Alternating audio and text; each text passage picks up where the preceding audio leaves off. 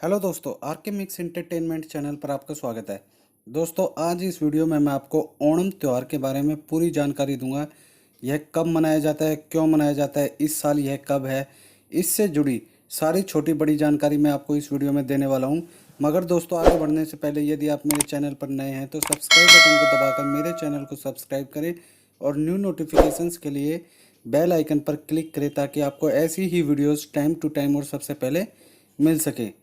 तो चलिए दोस्तों, स्टार्ट करते हैं। दोस्तों, इस साल ओणम का त्यौहार 31 अगस्त को आएगा, जो कि सोमवार का है। दोस्तों, ओणम केरल का महत्वपूर्ण त्यौहार है, लेकिन इसकी धूम अन्य राज्यों में भी रहती है।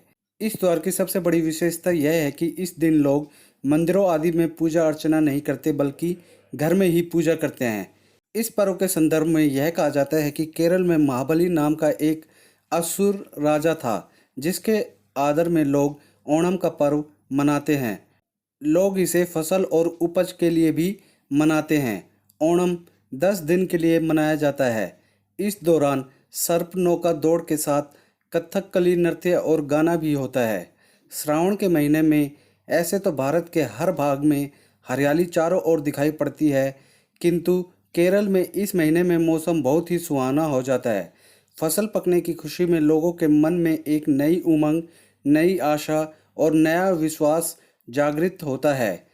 इसी प्रसन्नता में श्रावण देवता और फूलों की देवी का पूजन हर घर में होता है। केरल में ओणम का त्यौहार बड़ी धूमधाम से मनाया जाता है। जिस तरह दशहरे में 10 दिन पहले रामलीलाओं का आयोजन होता है, उसी तरह ओणम से 10 दिन पहले घरों को फूलों से सजाने का कार्यक्रम चलता है। ओणम हर साल श्रावण शुक्ल की त्रयोदशी को मनाया जाता है। केरल में ओणम के त्यौहार से 10 दिन पूर्व इसकी तैयारियां शुरू होती हैं।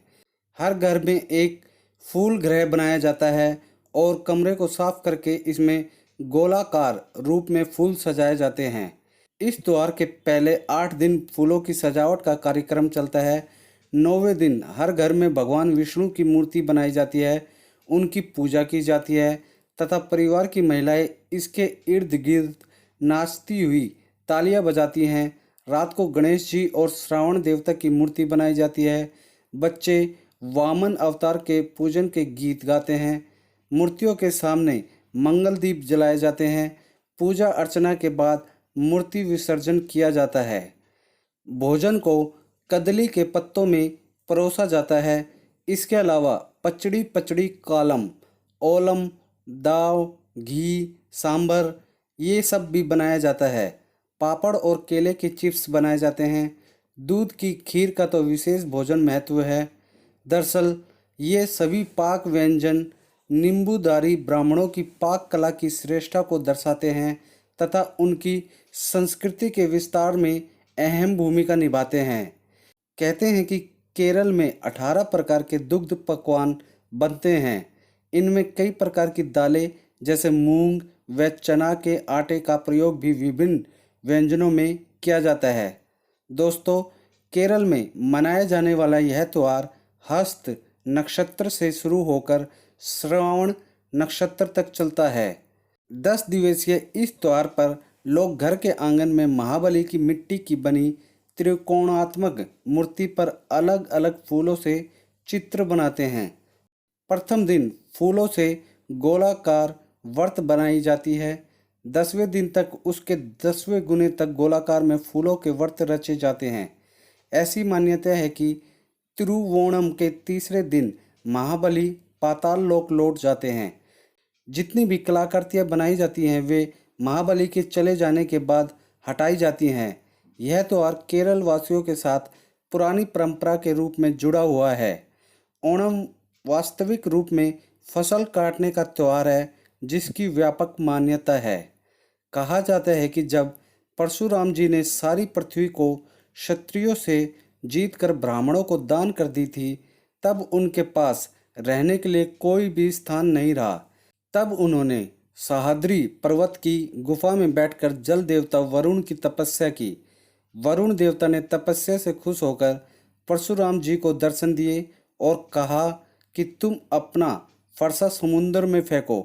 जहाँ तक तुम्हारा फरसा समुंदर में जाकर गिरेगा, वहीं तक समुद्र का जल सूख कर पृथ्वी बन जाएगी। वह सब पृथ्वी तुम्हारी ही होगी और उसका नाम परशु क्षेत्र होगा। परशुराम जी ने वैसा ही किया और जो भूमि उनको समुद्र में मिली उसी को आज केरल या मलयालम कहते हैं।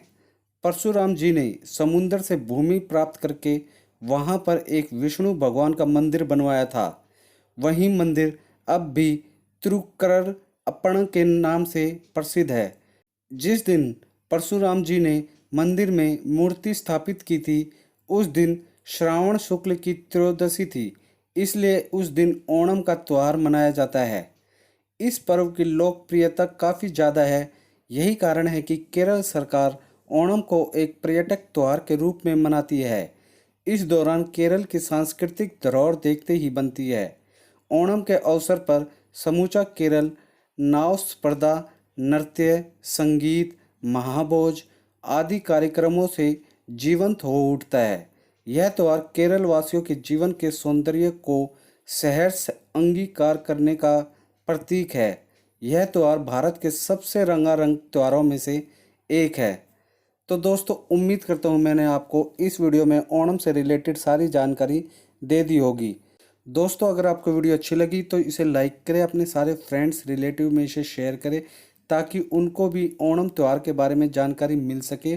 और कमेंट बॉक्स में हमें बताएं यदि आप केरल से बाहर के हैं और कभी केरल गए हों और ये त्यौहार आपने देखा हो तो उसके बारे में एक छोटी सी जानकारी हमें कमेंट बॉक्स में लिख कर बताएं। और यदि आप केरल के ही हैं तो आप हमें इस त्यौहार के बारे में अपनी जो भी राय है वह लिखकर ज़रूर बताएं दोस्तों। और इसी के साथ यदि आप मेरे चैनल पर नए हैं तो सब्सक्राइब बटन को दबाकर मेरे चैनल को सब्सक्राइब करें और न्यू नोटिफिकेशंस के लिए बेल आइकन पर क्लिक करें ताकि आपको ऐसी ही वीडियोस टाइम टू टाइम और सबसे पहले मिल सके। धन्यवाद दोस्तों। जय हिंद।